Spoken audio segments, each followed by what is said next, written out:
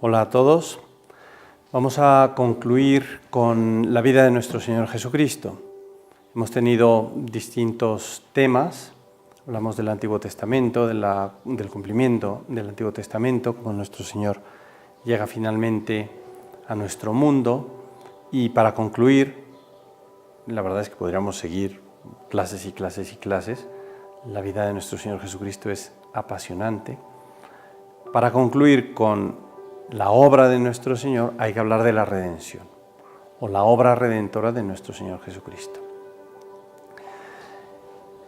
Concretamente, centrándonos en la obra redentora, es decir, su pasión y muerte, hay que tener en cuenta que la encarnación, que es el principio de nuestro Señor aquí en la tierra, la encarnación la han visto muchos autores espirituales como la posibilidad de que nuestro Señor sufriera. Me parece que era San Alfonso María de Ligorio, que decía que se le dio un cuerpo con el cual poder sufrir.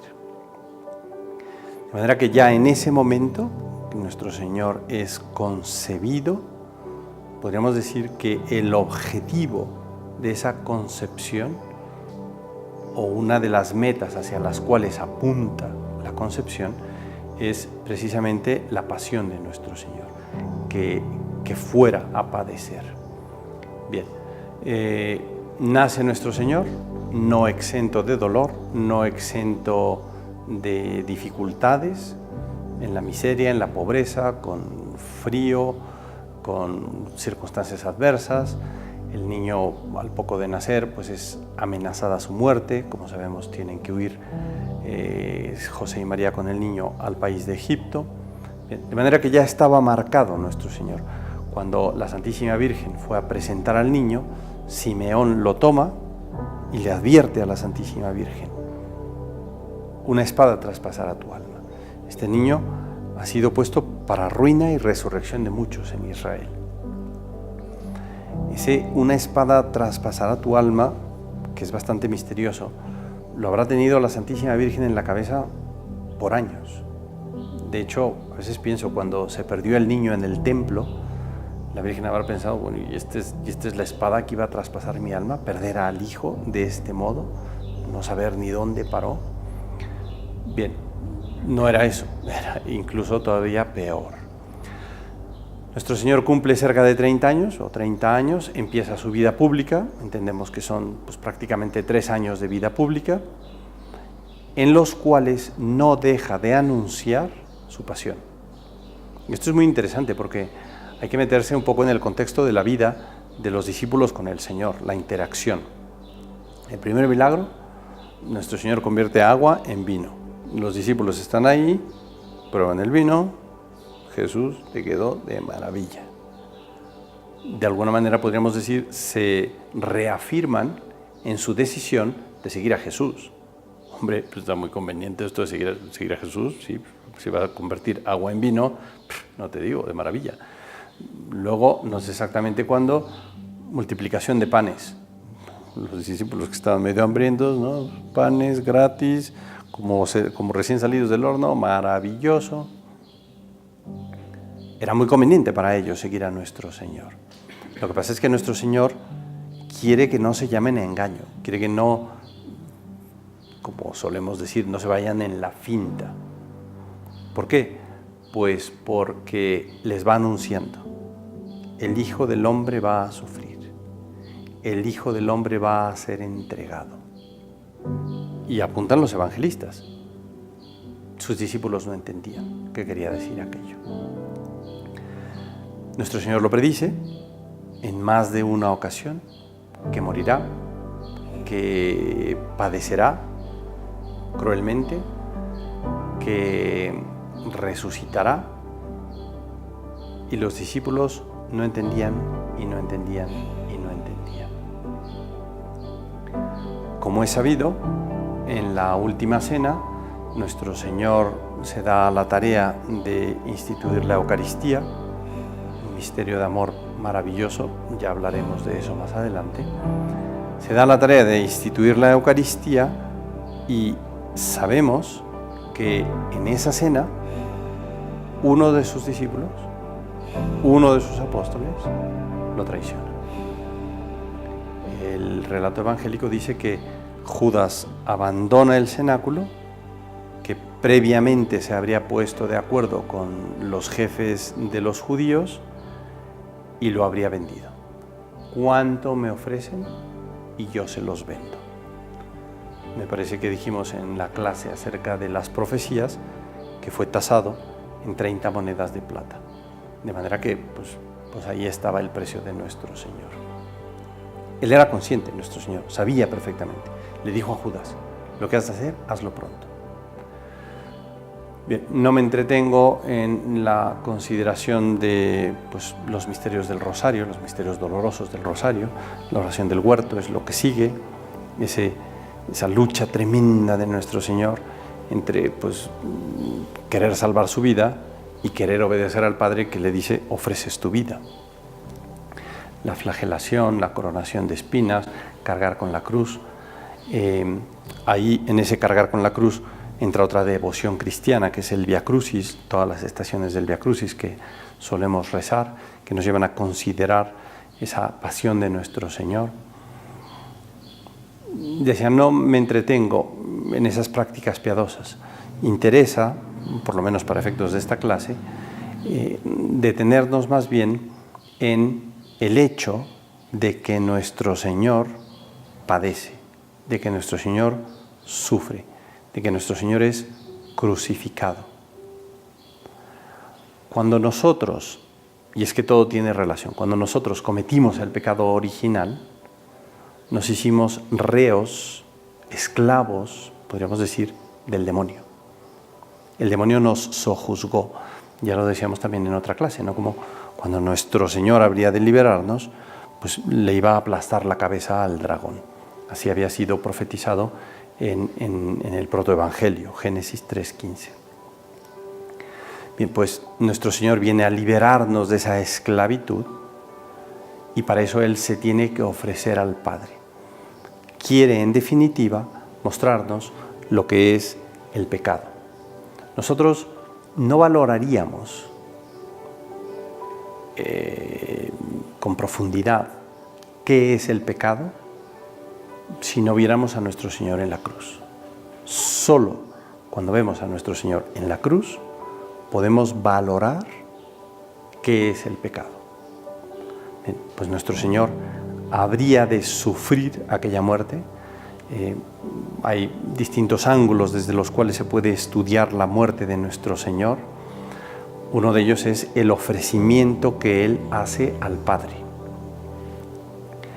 Los teólogos entienden que nuestro Señor, al ser humano, al ser de nuestra naturaleza, está en grado de ofrecer, como representante de todos los hombres, algo que pueda satisfacer al Padre. ¿Por qué la satisfacción? Pues porque cometimos una injusticia, porque pecamos, porque ofendimos a Dios. Cuando un niño chiquito ofende a su mamá, pues le pide perdón y a la mamá ve si perdona.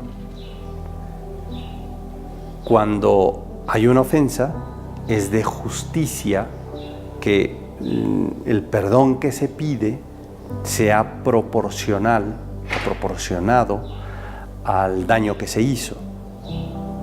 Si yo robo 1,000 pesos, no puedo querer que la deuda se sane pagando yo 100 pesos. Si yo le robo a una persona pobre, no puedo luego darle el dinero a una persona rica. Si le robo a una persona pobre, le tengo que restituir a la persona pobre. Si robo 1,000 pesos, tengo que restituir 1,000 pesos.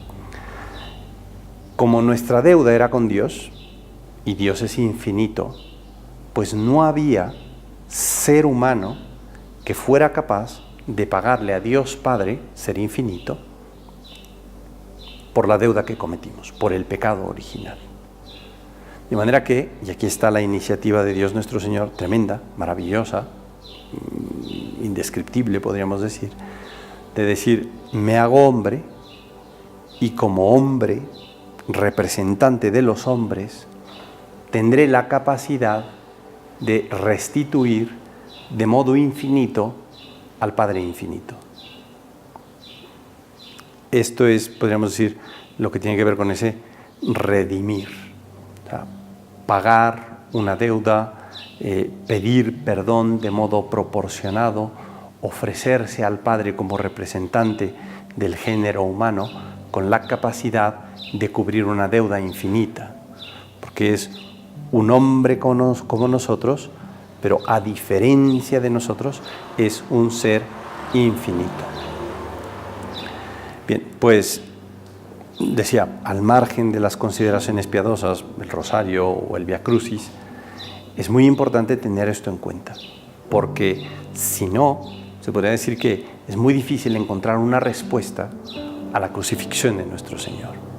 La respuesta es que Él paga por nuestros pecados, satisface ante el Padre por la deuda que habíamos contraído. Morir era suficiente para rescatarnos. Lo que pasa es que nuestro Señor quiso añadir a su vida la resurrección. Hubiera sido dificilísimo, podríamos decir, para los apóstoles tratar de salir adelante si su guía había terminado en la cruz. Y de alguna manera, así lo ha dicho en distintas ocasiones el Papa Francisco, es una especie de fracaso de Dios, un fracaso pues, que termina en la cruz. Lo que pasa es que cualquiera que haya visto una película acerca de nuestro Señor Jesucristo, cualquiera que haya leído los evangelios, no por la película, ¿no? Pero cualquiera que haya leído acerca de su vida, sabe que efectivamente termina un primer paso de su vida o una primera parte de su vida con la cruz. Pero luego resucita, o sea que continúa. La obra de nuestro Señor no termina con su muerte. Aunque con su muerte nos rescata, luego Él resucita. Como decía, la muerte es suficiente para pagar, pero quiso añadir la resurrección. ¿Por qué o para qué? En el fondo por nosotros, para que tengamos la certeza de que Él venció a la muerte y salió de la muerte.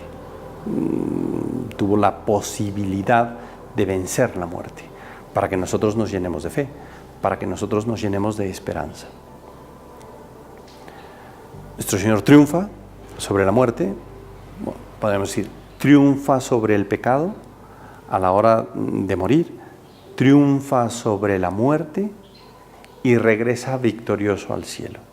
De manera que cuando uno habla de la redención o del evento pascual o de ese rescatarnos por parte de nuestro Señor, entendemos que se incluyen esos últimos momentos de la vida de nuestro Señor: su sufrimiento, su muerte, su resurrección y su ascensión a los cielos.